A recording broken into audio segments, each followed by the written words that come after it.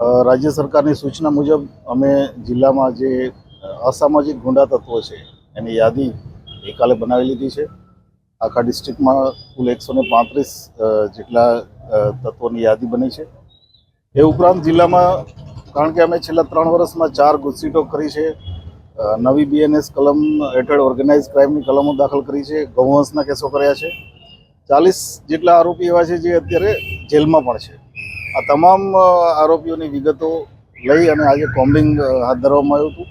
એ combing દરમિયાન આરોપીઓના ઘરો check કરવામાં આવ્યા છે, એમના પ્રોપર્ટી, એમના લાઇટ બિલની શું સ્થિતિ છે, બેંક એકાઉન્ટ, જામીન અંગે કંઈ પ્રશ્ન છે, જામીન ભંગ થયેલ છે કે કેમ, આ તમામ વિગતો ચેક કરવામાં આવી છે। અને આ કોમ્બિંગ દરમિયાન અમને 3 ઘરોમાંથી 5 જેટલા હથિયાર પણ મળ્યા છે।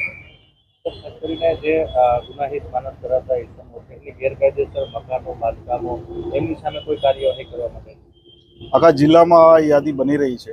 આમ તો ગીર સોમનાથ જિલ્લામાં છેલ્લા એકાદ વર્ષમાં 1200 જેટલા ડિમોલિશન કરવામાં આવ્યા છે તંત્ર દ્વારા, અને એમાં પોલીસ અને વહીવટી તંત્રએ કામગીરી કરી છે। પણ તેમ છતાંય જે પણ આ યાદી છે, યાદી મુજબ જેને પણ પ્રોપર્ટી દેખાય છે, જે જણાઈ આવે છે, વેરીફાઈ કર્યા પછી કે જે ગેરકાયદેસર છે એ તમામની સામે કાર્યવાહી કરવામાં આવશે। હાલ છે કેટલા કોઈને રાઉન્ડ અપ કરવામાં આવ્યા અટકાયતી પગલાં? આ 135માંથી અમે 25 જેટલા અટકાયતી પગલાં લીધા છે, અને મેં કીધું એમ 40 જેટલા આરોપીઓ જેલમાં છે, એટલે એમની બાકીની તપાસ અમે અત્યારે કરી રહ્યા છીએ। સાથે સાથે સોશિયલ મીડિયા કોમ્બિંગ છેલ્લા ઘણા સમયથી જિલ્લામાં ચાલે છે, અને એ દરમિયાન અમે 40 જેટલા કેસ સોશિયલ મીડિયામાં ફોટો મૂકીને હથિયારના જે છે એ સમગ્ર જિલ્લામાં કર્યા છે।